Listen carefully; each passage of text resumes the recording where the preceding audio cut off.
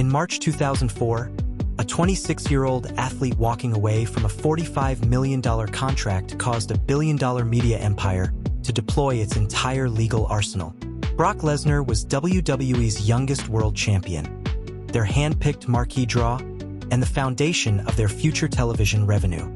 Yet, at the absolute peak of his fame, he packed his bags, walked off the private jet, and announced he was quitting professional wrestling forever to try out for the NFL's Minnesota Vikings. Now, look closely at this. Think of a tired performer sitting alone in a cold, fluorescent-lit arena locker room at 1 in the morning, staring at a 50-page contract that demands complete physical ownership. When Lesnar asked for his early release, WWE didn't just wish him luck. They forced him to sign an unconditional release agreement containing a lethal lockdown clause, banning him from competing in sports entertainment, professional wrestling, or mixed martial arts anywhere in the world until mid-2010. Look, I'm no financial advisor, I just read public federal court filings. But when Lesnar was cut from the Vikings and tried to earn a living fighting in Japan, WWE didn't just send a cease and desist letter. They launched an aggressive federal lawsuit to completely freeze his athletic career. That brings us to our central mystery.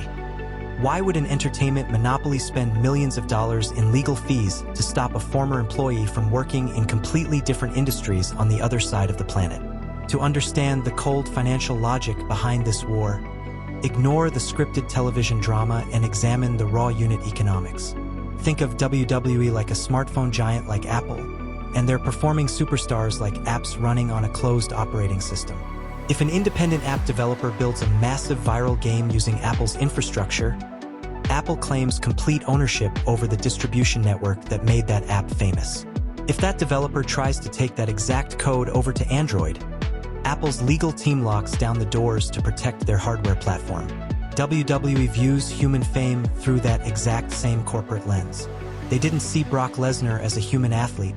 They saw him as a proprietary algorithm built on millions of dollars of primetime television production, expensive marketing campaigns, and precious pay-per-view minutes.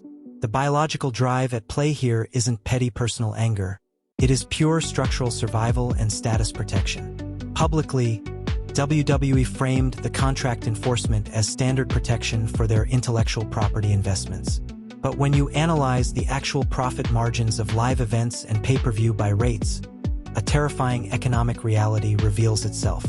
If a megastar could use WWE's multi-million-dollar hype machine to build a global personal brand, walk away at age 26, and immediately transfer that massive paying audience to a competing MMA promotion, WWE's entire business model would disintegrate into a mere talent agency.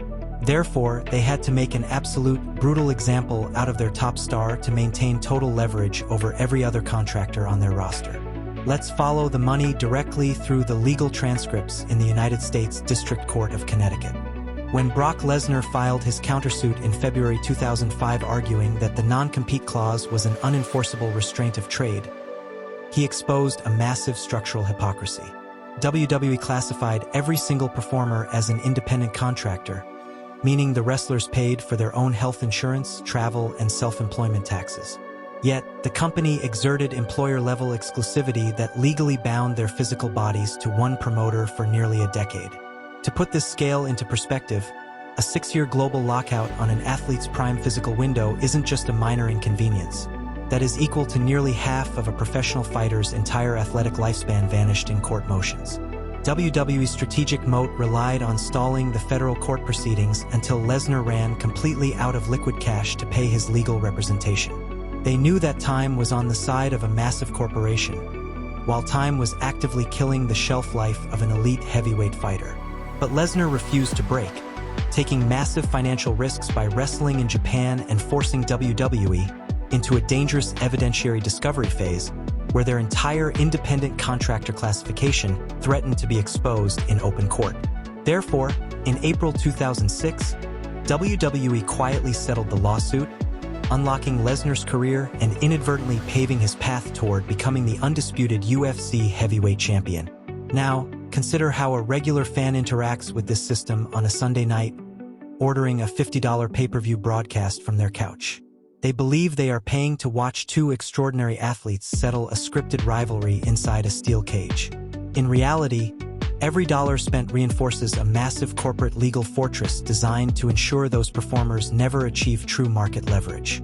When Brock Lesnar finally returned to WWE in 2012 as an unstoppable pay-per-view force, he didn't return as a humble talent. He returned as a cold, calculating mercenary who commanded a $12 million guaranteed contract for a tiny fraction of the working schedule. The initial public belief was that Vince McMahon sued Brock Lesnar out of personal spite and emotional bitterness over a broken promise. The underlying structural reality is that WWE transformed human identity into a defensible corporate asset. They proved that inside modern entertainment monopolies, fame is never truly owned by the human being who earns it. It belongs entirely to the legal machine that broadcasts it.